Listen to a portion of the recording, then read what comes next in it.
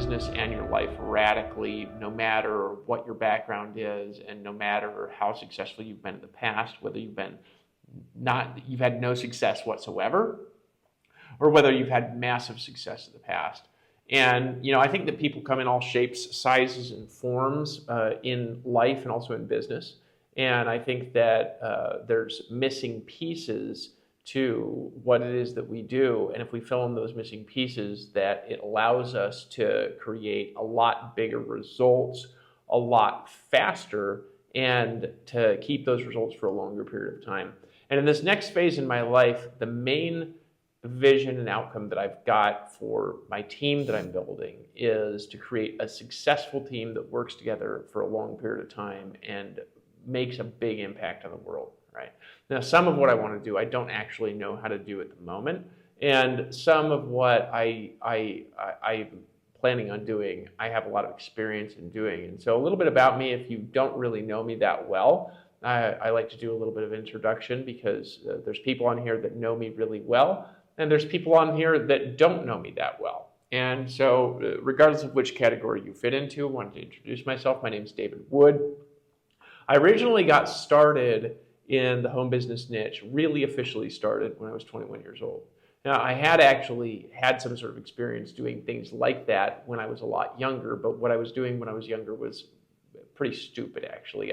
I joined, I think, an actual pyramid scheme when I was like 14 years old, where it was like a chain letter or something like that, and printed off 5,000 flyers and put it in people's like lockers and mailboxes and stuff up in Fairbanks, Alaska. But I don't count that because it was just some sort of stupid thing that never really could have made a lot of money.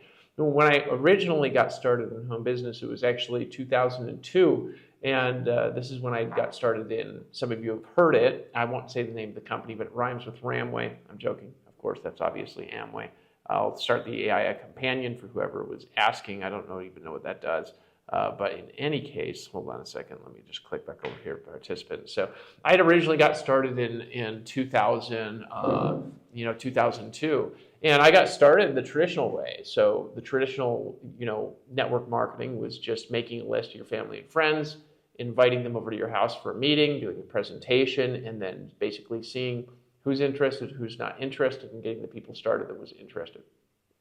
That actually didn't work very well for me. And when I say that didn't work very well for me, I like to clarify in the fact that I actually think that strategy does work. Okay, I just think at the time, for whatever reason, it didn't work very well for me. And there's a lot of reasons why it didn't work well for me. Actually, I'm going to stand up and I'm just going to write on the whiteboard because I think I enjoy standing a little bit more than I enjoy sitting down. And if one marker doesn't work, I've got a bunch of backups and things, right? And so 2002, right? 2002, I get started, right? And basically my result, I took a lot of action, and my result from that was like failure, right? And so diagnosing why that is, I think, is really useful, not just for my own experience, but also so I can take the strategies that really didn't work for me, diagnose and find out why didn't they work, and then I can help you with something to where if you try something either similar, you can avoid some of the pain and the suffering that I went through that is unnecessary for you if you just listen to the strategies and listen to the training and pay attention to the action steps that I'm going to give. So this didn't really work. And so the action that I took, it was like traditional methods, right? Traditional methods included the following things. It was like prospecting strangers, right? Now, I don't encourage you to necessarily prospect strangers, but it's actually not necessarily a bad idea in all things. It just depends on how you want to grow a business. I just don't think it's necessarily the most effective thing to do. So it was prospecting, but not prospecting anybody. It was prospecting strangers, right? The other things that they had me do was they had me hit up friends and family. I'll just say FF, friends and family. I'll just write it out. Hold on a second. Friends, family, right? And basically invite those people to presentations, right? To presentations. And then the people that were interested, I got them involved in my business. So this really didn't work for me for a variety of reasons, right? And it actually does work for certain people. but it really didn't work that well for me. One of the main reasons why this didn't work well for me is because I'm actually more of an introvert than I am an extrovert. So like I'm what we would call a situational extrovert, right? So in certain right now, actually they call this. If you read the books, I read a book called Quiet by Susan Cain. She defined this as an ambivert. So I'm like more maybe of an ambivert than I am an introvert or an extrovert. What that means is essentially that in certain contexts, I can be very extroverted, but in other contexts, I'm extremely introverted. And what I mean by introverted is I can literally, if I have no reason to go outside my home, I could literally be inside my house for like a week straight and not talk to anybody, and I'm not really bothered by that, right? At the same time, I could get in front of a crowd of 1,000 people or 5,000 people, and I actually have no problem whatsoever being in front of a giant crowd. But then if you put me in another situation, for example, like an elevator, and you give me an assignment of like riding up and down the elevator and starting conversations with everybody that gets inside, not only do I not have any desire to do that ever, but I feel extremely awkward in that kind of situation, right? I also am not necessarily the kind of person who just like walks into a bar and starts conversations with every single random stranger that I see. I don't enjoy that, right? And because I don't enjoy that kind of thing, I don't generally do things like just like wander around and just make friends in random situations like everywhere I go with no motivation, right? So because I'm not like that, I'm not like natural, like in any situation that I'm in, socially dominant person. I'm an ambivert. I'm sometimes like that and I'm sometimes not, depends on where my strengths are right now. A lot of you could relate to some of this because maybe this kind of stuff doesn't work for you, right? And what I found is a lot of this kind of strategies, they work for certain kinds of people who have certain kinds of skills and tendencies that they developed over their life. But it didn't really actually work that well for me is kind of what I'm trying to point out, right? I kind of floundered doing that. And I floundered because those strategies didn't allow me to work and operate inside of my strength. And so actually from like 2002 all the way up to like 2009, I went back and forth, up and down between various levels of floundering and prosperity. And really it was just very extended, very painful floundering, right? And so it was like I'd make a little bit of money and then, but I mean, when I say a little bit of money, it was like a very, very, very, very small amount of money, like $500 a month. And then maybe I'd make nothing. And then maybe I'd make $1,000 in a month. And then I'd get my check up to like $1,000 or $2,000 a month after a while. But after 7 years of struggling in network marketing, I actually, at the end of a 7-year period, I was probably more broke at the end of 7 years than I was when I had started. So actually, it wasn't working very well for me. So it was actually these strategies that I was doing. So inviting presentations, different kind of presentations would be like one-on-one presentations, hotel meeting presentations, or home meeting presentations, right? Now, again, all of these kinds of presentations, this is like before really the really strong era of the internet. So the strong era of the internet really kind of came into play between really 2005 to 2010, really later to 2010. And the real internet, like if you'd see the internet model where it's very easy to meet people, very easy to be social, very easy to build social networks, really started taking off in the tail end of MySpace. Some of you don't even know what MySpace is, but like so most of you do. The tail end of MySpace, but really when Facebook started to be a thing was when the internet kind of started taking off this curve that was sort of like this. And actually, some of it was because of Facebook, but some of it was just because of the technological development that led up to the hyper expansion of these kinds of things. So in any case, around 2009, I was broke, I was frustrated, and I was living in a van. And this is after a very long time of doing home business. And I got to the space where I asked myself, like, what am I really doing this for? Right? Like, why am I really doing this? And what result do I really want to accomplish? I had this realization. Am I supposed to be looking? I think I'm just looking here, right? So, so I had this realization in 2009 that was unbelievably powerful for me, okay? And this was the realization.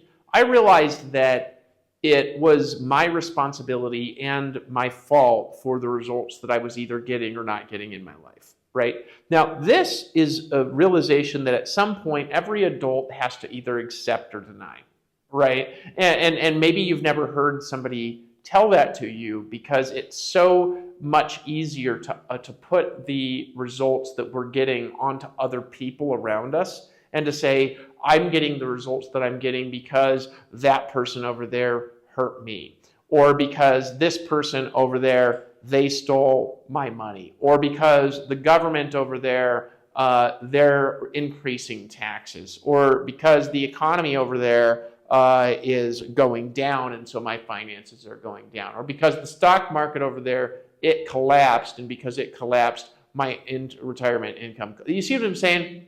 It's so easy to take whatever is going on in our lives and to make the reason for what's going on in our lives something other than ourselves, because really we are, right, a person inside of a world that has a lot of forces that we don't seem to control very much, right? Like if a tornado just starts in San Jose, Costa Rica tomorrow and comes and destroys my house, I hope that doesn't happen. But like if that happened, right, I can't really say that I caused the tornado and then, you know what I'm saying? So like, it's very easy because of the way life is to be a victim, right? But in 2009, I just decided something. I decided that I'm not a victim. I decided that I was responsible, aside from all the forces that have gone on, I was the reason why life was appearing the way that it was. I was the reason why I was making the money that I was or not making the money that I wasn't, right? I was the reason for that. Like my choices in my life led me through a series of steps that had brought me to a point in my life where the results in my life were what they were, right? Now, what that did to me when I realized that, it was a really powerful realization that came to me over listening to some trainings, reading some books, and then just really thinking about all the various things. Because what had happened is that I had failed in Amway. I didn't make any money in that. And then I had like 1 million jobs that I was in and out of between those 7 years as well, because I was working full-time and doing network marketing part-time. And then I had failed in the next company that I was in. I joined a company called Prepaid Legal, and I made maybe $5,000 or $6,000 because they have these advanced commissions. And then my income just went to zero in that. And then I joined, I think there was a company called Zri that I joined. I made some money in that, and then I failed in that. It was just the same story repeating over and over and over and over again. The same thing was happening over and over. It was like I was in a hamster wheel. I was like, that's interesting. There's only one thing that is common in all these situations, and it's myself. I'm the only one that's in all these situations because a lot of the other people that were in them didn't follow me from thing to thing, right? I was, in other words, the only commonality behind the failure in this and the failure in that and the cycle in this and the cycle in that was the fact that I was there each time, right? Well, that is somewhat like, it's an interesting realization because you have to look at yourself in the mirror and you say, I did this, right? I did this. And this can be hard to admit, particularly if you're not getting the results that you want. But if you can't look in your life and look at the house you're living in and look at the car that you're driving or not driving and look at your bank account that you have or you don't have, and if you can't say, I caused this, you're not being honest with yourself. And also you're not taking charge of your future and your current situation. And if you can't take charge and responsibility for the results that you're either getting or not getting, then you have no power whatsoever to change the results either, right? If you have no power to change it, then that puts you in a position of weakness. So fundamentally, a victim syndrome, which is the syndrome of this person did that and this other person did that and I can't do anything about it because they're causing it, that takes away your power, right? People want to give themselves more power by not taking responsibility. And so they want to say like, well, I was doing a really good job, but this happened and that happened, this other thing happened, this other person said this government did that, the economy did this, the taxes did that, this person came after me, and that's why, but I did my best, right? And this is, people want to give themselves power and say, I'm a good person, but this external thing that was outside my control happened to me, right?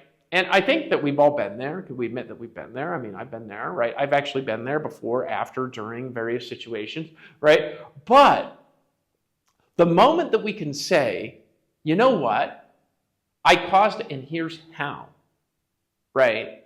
Like, for example, yeah, that person hurt me, but I did see the signs and I kept them in my life, right? Yeah, the economy went down, but I chose a profession that had inherent instability that also got caught up in that, right? Yeah, the second that we can take responsibility and see how we are painting the picture, here's the beauty of that. We can change the painting, right? So I'm gonna put this over here just so we can remember this. So failure it can turn to success, but we're going to turn to success by doing something, and that is changing the painting, right? I almost misspelled changing. Changing the painting, right? Changing the picture out, changing the story out, the painting, the story, right? You're changing what you're telling yourself. You're changing your internal dialogue about it, right?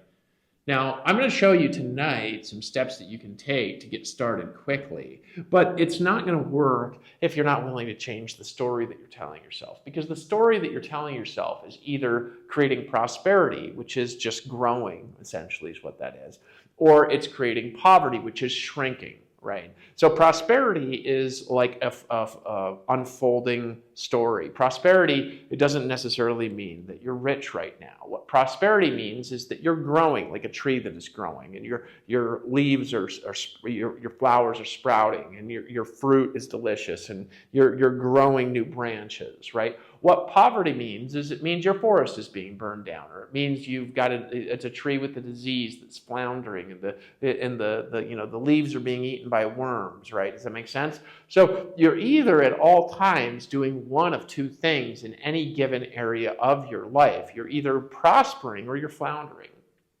People don't tend to stay still. You're not a rock, right? And actually, you're not really a tree. But this is a good metaphor, right? Actually, who said this? Jim Rohn once said that, one of the things I'm paraphrasing, right? He said one of the things to realize to create success is that you're not a tree. If you don't like where you are, move, right? Isn't that powerful? You're not a tree. If you don't like where you are, you can get up and you can move, right? Now, there are actually some trees in Costa Rica that they walk, but just very, very, very slowly, right? So they pick up their branches and they move over a period of a year. They can move like 5 feet or whatever. I don't know how far they move, but there are trees that can walk. But you're not a tree, right? You can move to a new area. You can move to a new neighborhood. You can learn new skills. You can get a new profession. You can believe new things about yourself. You can change the internal dialogue and the internal story, and you can change the words that you're speaking. You can change the actions that you're taking. You can change the result that you're getting in your life, because if you learn how to operate your life within a framework of universal principles of abundance, those universal principles of abundance can prosper you beyond where you're prospering right now, no matter what your past and no matter what your current situation is. And prosperity, again, does not mean you're rich right now. Prosperity means that you are growing, right? Does that make sense? And the thing about being stuck, nobody likes being stuck. Let's talk about that, right? Stuck is not fun, right? And nobody actually does stay stuck, because what actually happens is you either go up like this, which is prosperity, or you're going to be prosperity, or you're going to be shrinking down like this, which is what poverty is, right? Poverty and prosperity are conflicting forces. Now, these are models that I'm using to explain something to you that can be useful towards the attainment of your dreams, wants, and desires, but you can actually call them other things if that works better for you. But this can happen in all areas of your life, and it can happen in some areas of your life. So you'll notice in people's lives that various areas of their lives are prospering or growing, and other areas of their lives are floundering or are in poverty. And I'll give you some examples. Somebody might have have, for example, a great spiritual life, and they're spiritually very abundant, meaning that they're constantly moving towards the worthwhile attainment of a worthwhile dream or goal in the area of their spirituality. But at the same time, maybe their physicality doesn't match their spirituality, which is actually kind of difficult, but maybe their body is deteriorating, but their spirit is increasing. Maybe somebody is having prospering relationships, but they're having poverty in their finances. Maybe somebody's having prosperity in their finances, but they're having poverty in their relationships and their spirituality. So these things are all context dependent, right? Meaning that you can prosper in one area, but have poverty in another area of your life.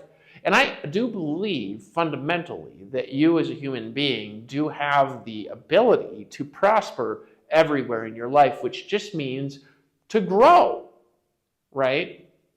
So you don't want to be in a situation, for example, where your financial situation never gets better. You want your financial situation to be prospering or improving all the time, right? Just even if it's incrementally to have your prosperity. Now, this is a little bit of a rant and slightly off subject from where we are, but I'm coming back in the loop, right? What do they call that with Donald Trump, where he kind of like goes off on tangents?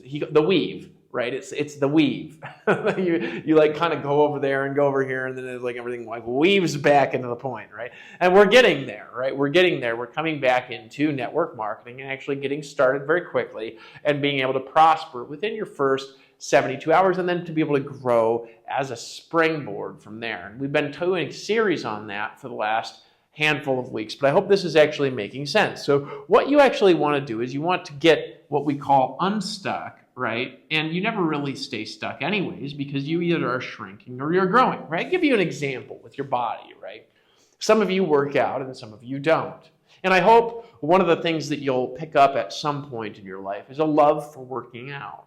All right, because no matter who you are, you're going to feel better about yourself, your relationships, your businesses, and your mind if you work out versus if you don't.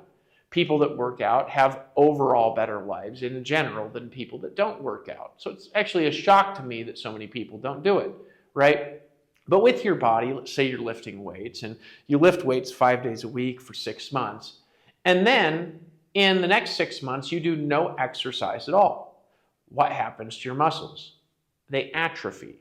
And when they atrophy, you have to do a lot of work to gain the muscle back, but it might be easier the next time. Your muscles don't ever stay the same size. Your muscles are either growing or they're shrinking, right? Now, your money does this as well, right? Do you ever see the stock market just stay still at a certain price forever once it's attained an all-time high? No, it goes like this, and it goes up and it goes down, right, over a period of time. Things fluctuate, right? And this happens in your finances, it happens in your relationships, it happens in your life. You're either prospering or you're shrinking all the time. And you're going to do that no matter what you do. But if you're in a period of contraction, you want that contraction to, like a stock that's kind of going up all the time, to go in the general direction of up, and realize that the fluctuations that you're experiencing, they are just a part of life. So I realized in 2009 that I was the one that was causing my overall results in life, even though those results at the time were very frustrating. So I asked a magical question, and the magical question was, how am I creating this situation that I'm in right now? And by the virtue of the fact that I am creating it, how can I therefore change it to what I want it to be? And part of that change of what I wanted my life situation to be was making a decision that I was going to start getting results with no excuses whatsoever right now, no matter what's going on, right? So this is powerful, right? And the power came from, I got started again. And this time I made a decision. And the decision that I made was that I am going to get results, right? I am going to get results now, right? Like right now, I am going to get results. Right now, I'm going to start making the money. Right now, I'm going to build the business of my dreams. Right now, I'm going to start recruiting people every single day. Right now, I'm going to get results. And if what I'm doing doesn't get results, I'm just going to change it and get more results, period. End of story at the beginning of a new one. That old victim me is in the past, and this new Dave Wood that's rising up into his power is going to get the results that I have always wanted to get. That's it, period. Right? So that kind of decision is a powerful realization. And the powerful realization is that you caused it. And the powerful decision that comes from the fact that you caused it is that I can change it. And because I can change it, I am now going to change it. And when am I going to change it? I'm going to change it right now, starting with the next word that I speak. Right? So isn't that powerful? That's where things come from. And that's where things really changed for me, is in 2009 when I decided. The decision was in the past tense. So I reached a point where I decided and put this, one day I'm going to do it, into, no, not one day, not someday, not somehow, right now, and here's how, right? That makes sense? Now, if this is resonating with you, you could have been in one of those phases that I was in the past. Maybe you've been in some area of your life being a victim rather than being responsible. Now, we all do this in various quantities all through the day. So it's not like anybody is ever in a spot where they're only in responsibility mode and they have no part of their consciousness in victim mode. This is a constant adjustment that we go on in our life as stimulus presents itself, to constantly be adjusting the rudder on our ship to get to the correct destination. When we notice thinking that is not in alignment with our highest good, what we want to do with that thinking is wrestle those old thoughts to the ground and pin them, or get them in a headlock or an armbar, right? And make them submit to the new way of being. That makes sense? Right? So in any case, I decided that I'm going to get started right now. And I decided specificamente, right? I'm going back and forth with Spanish. I was just at the beach for a few days, right? I decided specifically that within a 90-day period, from right now is when I decided it, I was going to be making $30,000 a month. I decided that, right? Because to me, at the time, that was like this unreal, uncanny, unimaginable amount of money. Right now, actually, today in 2025, that's still actually quite a lot of money, but it's actually not as much as it was in 2009 because we've had so much freaking inflation because of the fractional reserve lending system. All right, I'm not going to get into that rant tonight, but all hail Bitcoin. No, I was just joking. Not really. But in any case, in 2009. I decided I am going to work like I have never worked before. If I am awake, I am going to be working. If my mouth is open, it's going to be producing sales or producing content. I'm going to be writing if I'm not doing something on video. I'm going to be on the phone if there's a lead. I'm going to be closing sales, and I will figure out a way, that's it, period, to get to the top right now. And I went to work, right? The key is that all sorts of things flow from a finality of a decision that you have made that says it will happen no matter what. That's it, period. The end of that old story has come, and the beginning of my new story is here, right? And so then I went to work. And I learned some new strategies because I had to get the results, right? And then 90 days later, I was actually sitting on a webinar at my house in Fairbanks, Alaska. And the commission notifications just started rolling in from this webinar that I did. And I actually made in one night $12,500. And it was all low-ticket purchases, right? But I decided, it came from a decision that I was going to make life bend to the vision that I had. It was going to happen right now. That is the key that brings together all of the training that I'm going to do, for the rest of the night, and for the next 90 days, and for the next 120 days, and for the time period after that.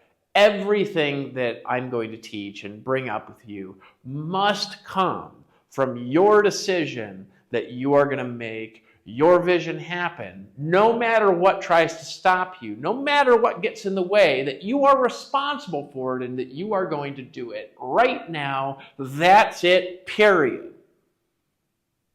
And if you never get there, none of the training makes much difference to you. Because you're always going to be like waiting for something that's outside yourself to come and fix a problem that you created. You created the problem and you can work your way out, right? And if you realize that and you decide to do it right now, there's all kinds of things that can help you. And until you make that decision, very little that I say can have much impact on your future. You must, for the sake of your future, make a decision that you are going to make it happen no matter what, no matter the obstacle. That's it, period. End of story. Right? End of story. So, it is the end of the story, right? Because that's the story you've been telling yourself. That's the story we've been going. It's the loop story. It's like, oh, I'm just like this because I didn't get in at the beginning. I'm just like this because the economy is so rough and hard because I went and I got this college education and I can't use it anymore because my wife doesn't believe in me, because my husband doesn't believe in me, because my children, they're so difficult and they complain so much. See what I'm saying? Right? That's not the reason. The reason is because of you and you alone. When you realize that, that gives you the power to change it. That gives you the power. That gives you the power to make it happen right now.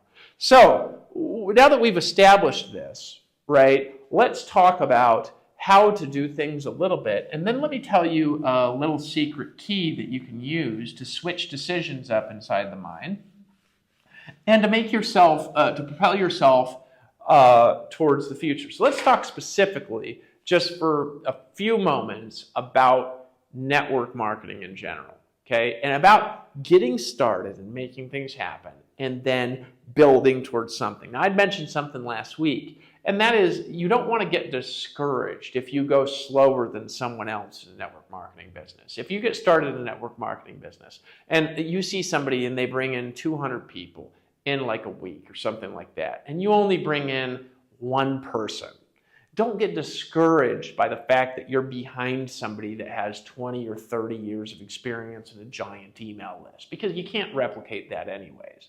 You just want to measure yourself against your very best, and that's it, right? And as you progress into the future and as you build more skill, your very best can produce continuously better and better results than it was able to produce before. And that's how you improve. When I started to break through in 2009, I was the number one on like 1 million leaderboards, right? But the reality is I never even looked at the leaderboards because I didn't give a crap what anybody else was doing. I wasn't measuring my success against my neighbor. I didn't want the Ferrari that person over there had. I didn't care because it wasn't my Ferrari. I didn't want to be the number one income earner in that company over there because I wasn't even building it. I didn't care, right? I didn't feel like I missed out if I missed out on some special offer because I didn't see it in time, because I wasn't focused on what anybody was doing but myself. Because I could look at myself and say, did I give this 100% of my energy? And for a short time, I can tell you the answer every day to that question was yes. So if I give 100% of my energy, and I'm doing absolutely everything that I could possibly do to create the results that I'm creating, and if I'm pushing myself to the very limitations of my conscious and unconscious ability, so much so that I'm like losing track almost of what's going on because I'm just putting so much energy and work into it that I can't keep track of all of the simultaneous mess and prosperity that I'm creating at the same time. What anybody else is doing is completely irrelevant to the result that I'm creating. Nobody's even my competition. That makes sense? You just do you. Right? So there's some ideas, though, that can help you along the way. Number one, right, you want to get started fast, right? Get started fast. And some things that will help you to get started fast is to understand what is going to get you started fast. But number one. Number two, you got to start to operate within the resources that you currently have available, right? And you got to understand, so get started fast, right, with the resources you have available. Now, we have talked about this a little bit in the past. We're going to talk about a little bit today as well. I wanted to have a workbook for you today, and I got it like 2/3 done. It's just not finished. I was going to finish it the last few days, but one of my best friends came down that I knew from Fairbanks, Alaska. So I was out in the beach this weekend with my friend, and so we were catching up. Like I was best friends with this guy since we were like 12 years old, and so he'd come down for his birthday with his wife and his parents and everything like that, and then I drove out there to see him, and we're hanging out on the beach. And so I literally just got back. I'm still a little tired from like the sunshine. You might notice I'm a little bit burned. I look a little bit like a lobster right now, right? And that was because I went down there. So the resources, right, that you have available. So first of all, you're going to have a series of things like time, the time that you have available versus what you don't. Maybe you have 2 hours a day available. Maybe you'll have 2 hours a week available. Maybe you have 10 hours a day available, and you have 70 hours a week available, right? People are different. You don't want to judge yourself if you have a little bit of time and someone else has a lot. That's one form of resource. Another form of resources is time. You have money, right? You have energy, right? What kind of energy do you actually have? Now, energy can be something that could be managed and improved, but fundamentally humans do have a limited amount of energy. Right? So how much energy do you truly have available? Energy will change things like focus and mood, right? Like how much energy can you put into actually getting your business message out there, right? How much money do you have available that you can actually invest in your business to get the results that you want? You want to identify your resources. So time, energy, and money. These are only a few forms of resources, right? Another form of resources is that you have, right, contacts. What are the contacts that you actually have for your business? Now, they tell you in network marketing, when you get started in your business, you should make a list of everyone you know. But contacts today is a little bit different than the old Rolodex flavor that they used to use in the 1980s. Your contacts, for example, is everyone connected to your Facebook account, everyone connected to your Instagram account, every phone number that you've got in your phone, every email address you have, and any sort of list that you've built online. What resources do you have available that you can utilize to build your business, or you can utilize to get referrals? Actually, if people effectively use their resources, there are a lot of people, not everyone, but there are a lot of people that just with the resources they have available, they can literally never run out of contacts, never run out of leads, because everyone that they know knows other people that continuously refer them out. So you don't want to discount some of these old school concepts. Here's why, okay? In life, you always have the resources you need to get to the next level of resources. Everybody does. It's amazing how this works out. Meaning that you might not have the contacts and resources to go and like be a billionaire tomorrow or something like that, but maybe you're not in an appropriate spot to move from thousandaire to billionaire, right? But you do have the resources within your sphere of influence that if you ever wanted to actually start a business, for example, and you needed to raise some money, I promise you, you have the contacts that are in your life right now that if they can't do it personally, they could introduce you to other contacts who could give you money for your business idea if you just had a good enough plan. Because money flows to the people who have the best plan. I'll repeat that, money flows to the people that have the best plan. So if you've got a good business plan, you can always get money. Now, you might not be able to get $1 billion, but that might not be appropriate for your current level of resources anyways. But you probably could, if you really needed to start a business, attract $10,000, $50,000, or $100,000, maybe even $1 million in resources just from the contacts that are in your immediate sphere, referring you out to people that they know, right? So if you were starting a traditional business and the first thing that you would want to do is what they tell you in network marketing to do, which is to make a list of everyone you know, right? And start contacting those people and say, hey, I've got an idea and I'm wondering if you want to be in on it, right? So this is something that is like not just applicable to network marketing. This is applicable to any kind of venture that you ever start, right? What did Bill Gates do when he started Microsoft? He made a list of people and he invited people over to his garage and he pitched them the idea, right? Steve Jobs and Wozniak or whatever, right? They did a similar thing with Apple, right? They invited some people in, they gathered some money, they started building and selling computers, and that eventually ended up in the Apple Corporation. The Apple Corporation today is a multi-trillion-dollar company. What did Jeff Bezos do when he started the Amazon Corporation? Well, he went to people that he knew to go get money to start his idea. Some of those people, for example, were his parents, right? He didn't exclude his parents from people he contacted because he believed in his idea. Right, there's an old saying in sales that if you believe in what you're doing, it's your responsibility to sell as much of it as possible to everyone, right, that needs it, right? And this goes also to the people that you already know. But he got money from his parents to start Amazon. He wasn't getting his parents involved in a scam. He was getting his parents involved in a vision. So his parents were some of his key investors, and his parents believed in Jeff. So they gave him money. I think his parents gave him their whole life savings, right? And he told them, hey, just so you know, I think this is going to work, but you could lose all your money. And they gave him their life savings. Well, now they're billionaires today because they gave Jeff Bezos their life savings, right? They believed in their son. So if you need to come up with resources, it's actually the people around you that can connect you to the resources you need. And 100% of everyone on the planet always has the resources they need to get to the next level in life. And the next level in life might not be starting a billion-dollar corporation for you, and that's totally appropriate, dependent on where you are.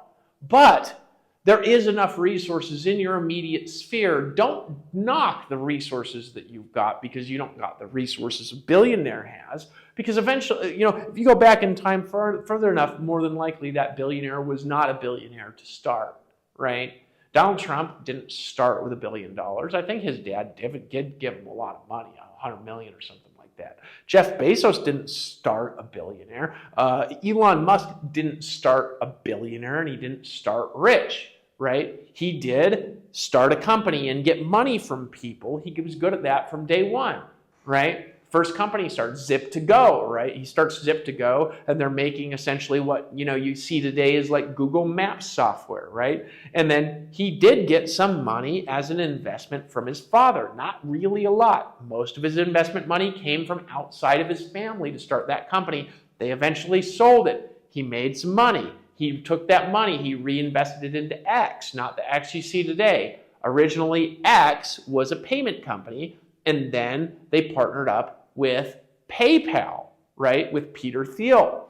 They had PayPal, he had X. They said, you know what, we're doing the same thing. Why don't we merge? They decided to keep the name PayPal, right? And then PayPal turned into a multi-billion-dollar company. They sold that company. He was able to make a bunch of money. He reinvested into SpaceX and all this other stuff, right, into Tesla, right? So he moved from one set of resources to another set of resources to another set of resources to another set of resources. So don't take the resources you have and think that they're not precious because they're smaller resources than someone else currently has because they had to build up to that. Take your resources and learn to multiply what you've got. There's an old saying from a very wise man that says, to him, much as I'm messing it up. Actually, I'm just going to mess that up, so I'm going to come up with my own quotes for the second. If you take care of what you've got, right, you're going to be given more, is the main essence of what I was trying to quote that I was messing up. If you take care of what you got and you utilize what you've got and you're being wise with your resources, more resources tend to come your way. They call it the Matthew principle, if that makes sense, right? So this is something that you want to pay attention to. You want to get started with your resources, your time, your energy, your contacts. Contacts include social media like Facebook, social media like TikTok, social media like Instagram, people in your phone, right? People, if you have an external Rolodex still. Today, people's Rolodexes, they're online in a different way. Now, you also want to be focused, like an email list is something, right? And what you always want to be focused on, this is not just in network marketing, this is in life because it will improve your life, is you want to be focused on expanding your resources, expanding what you have available, which this is really your list. Your list of your sacred contacts, the people that are connected to you that can help you take your life to the next level. You want to be expanding constantly all the time this group of people to get to the next level, building new relationships, building relationships with the people that are in the industry, even if you're not pitching them. The greatest mistake you could make when you're building a list of contacts as you're going into the future is you're just meeting people to pitch them, right? So it's like, you walk outside and you see somebody and you're just looking at them, and it's almost like they got a dollar sign like written on their forehead, and you take the spear out. You know what I mean? And like you're hunting them down to get their money. That is not how you build a list of contacts. You build a list of contacts by doing one thing really, really, really well in different contexts. And that is, how do you build the expanding loop? It's the old concept we call the value machine. Value. You add value to people's lives, right? Now, I could give you lots of context and explanations of how you add value to people's lives, right? Now, this is an example of adding value to people's lives. What I'm doing right now.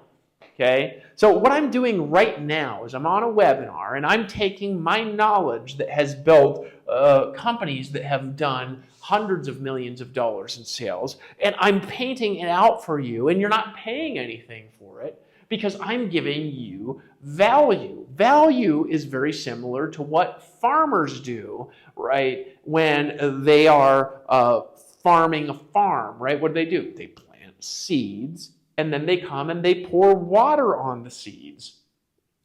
And they pour water on the seeds regardless of the fact that many of the seeds don't grow. Some of the seeds do grow and some do not.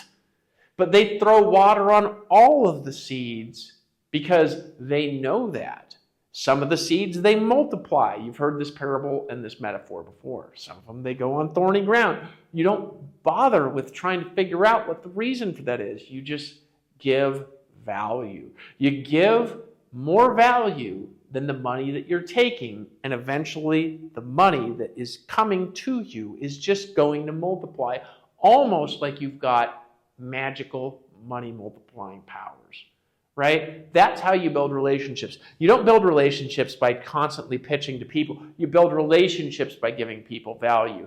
If you're constantly giving people value when you have an idea that you do want to pitch to people, because pitching ideas is important, you're going to have a bigger crowd of more responsive people to pitch your idea to because you've been giving those people so much value that when it's time for them to listen to something from you that's exciting, their ears and their minds and their hearts are wide open.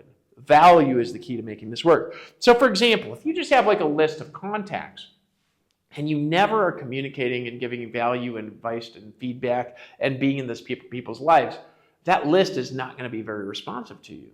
But for example, if you're like my grandpa was a university president and he didn't do network marketing, but what he did was similar in the sense that he was always giving value to people's lives. He was in the Rotary Club, he was in this club, he was in that other club, and he was always doing things like community service, right? So he would get together with other people in the community and they would go do community service projects and they would go help the poor and they would go do this or that. My grandpa ran a charity, so he had all these contacts of these people that he was helping improve their lives. So when he needed money for his charity, it was just a matter of a phone call and people would send him a check for $10,000 for that project, for that building. So he built this park in town with that money that people sent at him, right? So my point with this is if you're always giving value to other people, to other institutions, to society at large, you're going to have a never-ending, expanding sphere of influence and contacts that adds to your resources.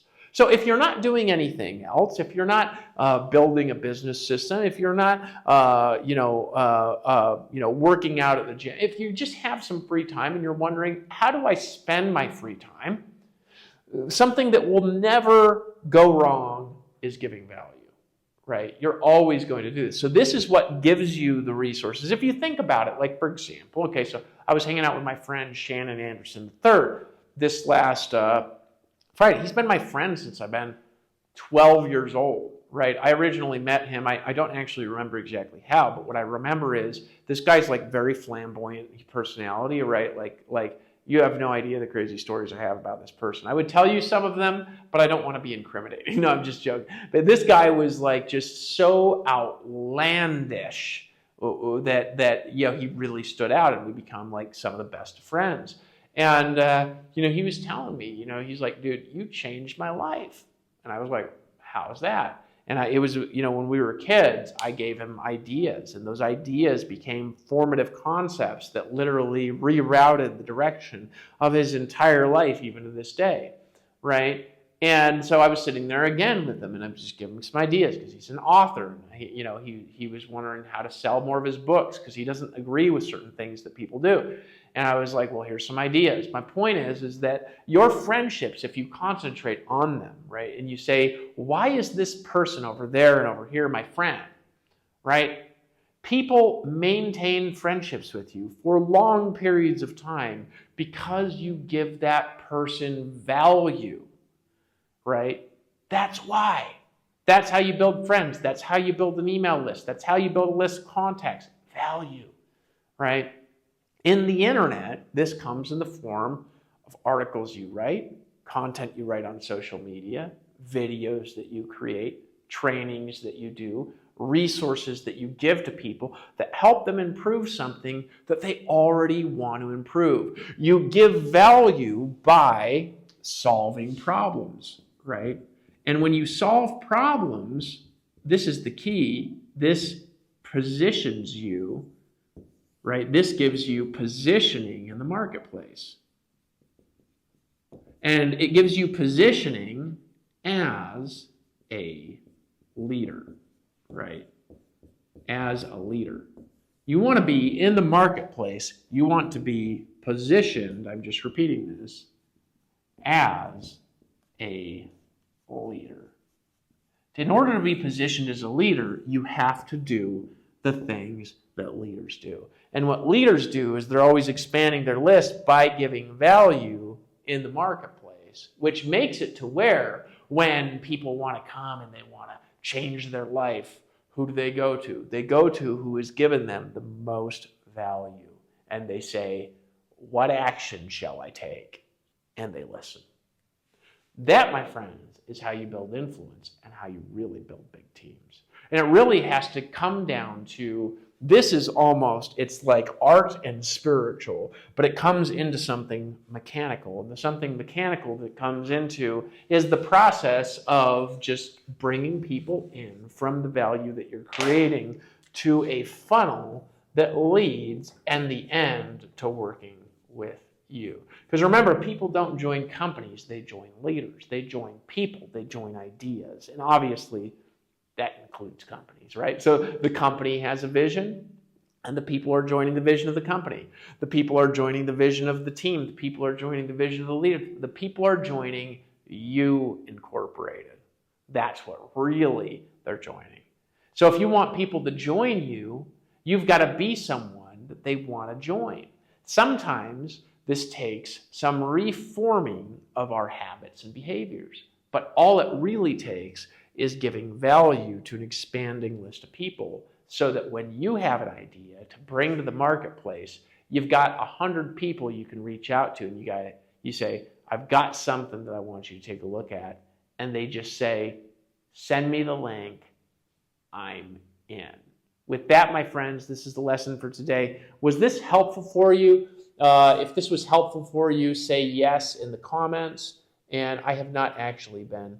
What's up, Mike Giles? Good to see you. Working on building a system. Very cool, John. Got a list of email, 24,000. Awesome. You're responsible, right? If this gave you value, tell me yes in the comments.